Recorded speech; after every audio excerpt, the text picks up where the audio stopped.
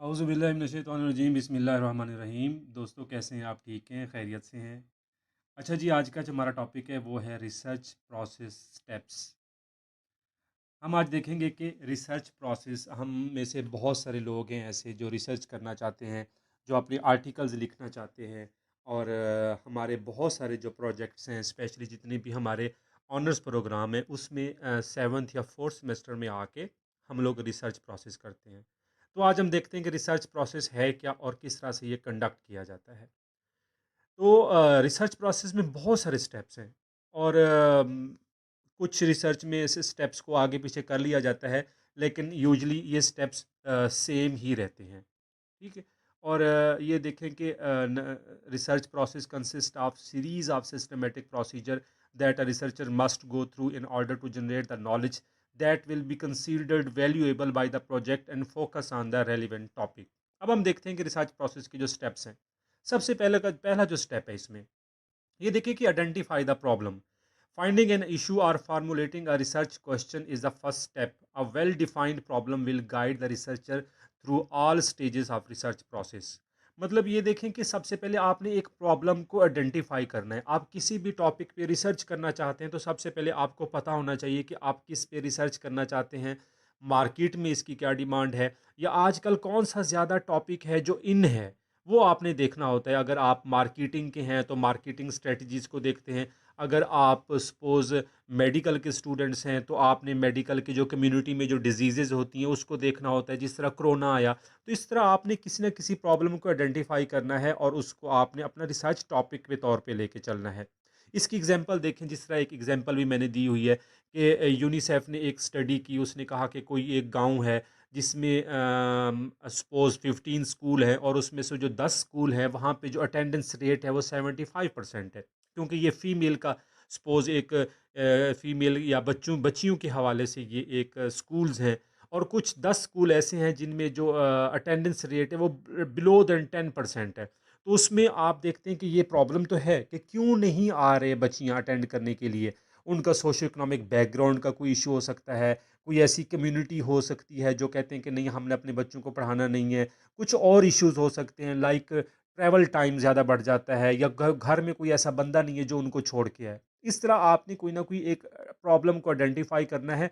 और उसके बाद जब आप प्रॉब्लम को आइडेंटिफाई कर लें तो जो बेहतरीन काम होता है, जो बेसिकली आपकी रिसर्च को समझ लिया, आपकी रिसर्च में जान डाल देता है और आप उसमें चीज़ों को बड़े अच्छे तरीके से लेके चलते हैं, वो होता है लिटरेचर रिव्यू।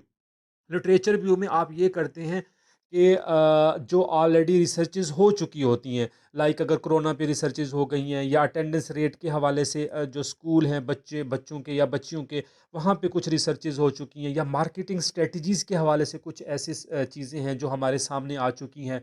तो लिटरेचर में हम ये करते हैं कि जो लोगों ने ऑलरेडी जो रिसर्च की हुई है, हम उसको पढ़ते हैं, उसमें से हम चीज़ों को फाइंड आउट, उस गैप को बेसिकली आइडेंटिफाई करने की कोशिश करते हैं। मतलब एक बंदे ने अगर अटेंडेंस पे रिसर्च की है तो आप भी अटेंडेंस पे रिसर्च करें तो फ़ायदा क्या होगा इस चीज़ का। अगर एक बंदे ने कहा है जी कोरोना इस तरीके से स्प्रेड होता है, इस तरीके से फैलता है, और आपने भी वही चीज़ कर ली, तो इसका क्या फ़ायदा होगा। इस तरह से अब लिटरेचर आपको बेसिकली एक गैप प्रोवाइड करता है कि उस गैप में से आपने अपने आप को न्यू प्रॉब्लम को कैसे क्रिएट करना है और उस पर रिसर्च करनी है। उसके बाद क्या करते हैं, थर्ड स्टेप क्या है, क्रिएट द हाइपोथेसिस। ये एक आपकी समझ लें कि एक पूरी की पूरी रिसर्च स्टेटमेंट होती है। Formulating an original hypothesis is the next logical step after narrowing down the research topic and defining it. A belief solves logical relationship between variables. अब इसमें क्या होता है कि वेरिएबल्स आ जाते हैं कि आपने अटेंडेंस रेट को मैयर करना है डिस्टेंस के साथ, आपने अटेंडेंस रेट को मैयर करना है जेंडर के साथ, आपने अटेंडेंस रेट को मैयर करना है सोशो इकोनॉमिक स्टेटस के साथ। इस तरह से आपके दो वेरिएबल्स बन जाएंगे।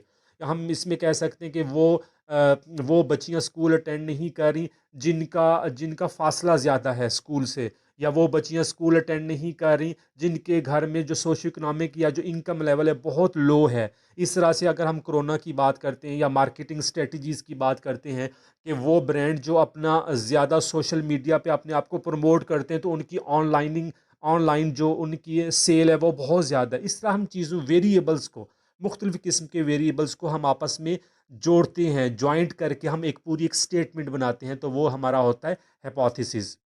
फिर है जी रिसर्च डिज़ाइन। अब रिसर्च डिज़ाइन में मैं आपको इसकी एग्जांपल इस तरह से देता हूँ कि आपने मतलब देखें ना, अगर आपने सपोज़ इस्लामाबाद जाना है, तो आप उसके लिए एक रूट डिसाइड करते हैं, एक गाड़ी के लिए आप टिकट बुक कराते हैं, या अगर आपकी अपनी गाड़ी है तो उसमें आपने पेट्रोल डलवाना है, उसकी जो टायर हैं उसकी हवा को चेक करवाना है, उसके बाद आपने अपना ज़रूरी सामान रखना है कि आप अपनी फैमिली के साथ जा रहे हैं। तो रिसर्च डिज़ाइन भी बेसिकली वही चीज़ है। देखिए ना, आपने एक प्रॉब्लम को देखा, उसके बाद आपने उसमें लिटरेचर व्यू किया, उसके बाद आपने एक स्टेटमेंट भी बना ली, उस गैप को भी आइडेंटिफाई कर लिया। तो वो जो रूट है, रूट पे चलना किस तरह से, कि आपके पास कितना टाइम है, आपके पास कितने पैसे हैं, आपने किस एरिया में चीज़ों को करना है। तो ये सारा कुछ होता है रिसर्च डिज़ाइन, आपका वो रोड मैप जिस पे आपने चलना होता है।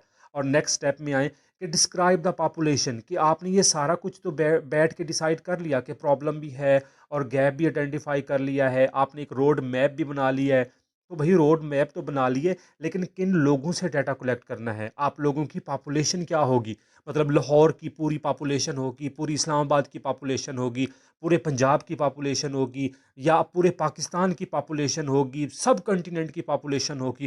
तो इस तरह से हम अपनी पॉपुलेशन को डिसाइड करते हैं कि किस कम्युनिटी से, किन लोगों से हमने बेसिकली डाटा कलेक्ट करना है, ताकि हमें उस अपनी रिसर्च प्रॉब्लम का आंसर मिल सके। फिर हम सिक्स स्टेप पे आ जाते हैं। जब आपने अपनी पॉपुलेशन का भी डिसाइड कर लिया, फिर आप उसमें से, आपको पता होता है कि मेरी अगर लाहौर की पॉपुलेशन है तो उसमें से आपने सैंपल साइज़ आपने निकालना होता है कि वो मेरा इतना सैंपल है, इतने लोगों से मैं डाटा कलेक्ट करूँगा। और जब वो डाटा कलेक्ट हो जाएगा, डाटा कलेक्ट करने के बाद आप क्या करते हैं कि डाटा एनालाइज करते हैं। आपने पॉपुलेशन डिसाइड कर ली, आपने डाटा कलेक्ट भी कर लिया, उसके भी मुख्तलिफ टूल्स हैं डाटा कलेक्ट के, कि आपने क्वेश्चनर बनाया, आपने ऑनलाइन लोगों से डाटा लिया। डाटा एनालिसिस में आते हैं कि जो डाटा आपके पास अब आ गया है, उसमें यूजली हम SPSS यूज़ करते हैं, statistical package for social sciences. इसमें हम ये देखते हैं कि हाँ जी, हमारे पास ये चीज़ें आ गई हैं, अब हम इसको एनालाइज करेंगे। एनालाइज करते हुए जब हम एनालाइज करते हैं तो हमारे पास अपने रिजल्ट्स आ जाते हैं कि लोगों की परसेप्शन क्या है, लोगों का थिंकिंग लेवल क्या है, या लोगों का इस चीज़ पे रिएक्शन किस तरह से आया है। और एक और बात जो मज़े की बात है, कि जब आप डाटा एनालाइज करते हैं तो आप रिपोर्ट राइटिंग की तरफ आते हैं। ये हमारा लास्ट स्टेप है। रिपोर्ट राइटिंग में आप पूरी की पूरी रिसर्च 1 से 1.5 या 2 पेजेस में लिख के दे देते हैं, समराइज़ करके दे देते हैं। और ये भी कहा जाता है कि जब आप डाटा कलेक्ट कर लें, आप रिपोर्ट राइटिंग कर लें, तो आप इसको पब्लिश करवाएं, क्योंकि जब आपने ये सारा काम कर लेते हैं, तो जो आपके पास रिजल्ट्स आते हैं वो बेसिकली आपकी प्रॉपर्टी नहीं होता, अब ये कहा जाता है कि ये पब्लिक प्रॉपर्टी है। तो इस तरह 8 स्टेप पे आके आप रिपोर्ट राइटिंग करते हैं और चीज़ें आपके सामने आ जाती हैं। उम्मीद है कि आपको मेरा ये लेक्चर अच्छा लगा होगा। मैंने कोशिश की है कि इसको 8 से 10 मिनट के अंदर अंदर इसको समराइज़ कर सकूं। अगर आपको इसमें कोई इशू आता है, अगर आपको इसमें अगर मुझसे कोई गाइडलाइन चाहिए, आप मेरे चैनल में आप इसको कमेंट कर सकते हैं, आप अपने टॉपिक लिख सकते हैं, मैं आपको इसमें फर्दर भी इंशाल्लाह गाइड कर दूंगा। Thank you so much. अल्लाह हाफिज़।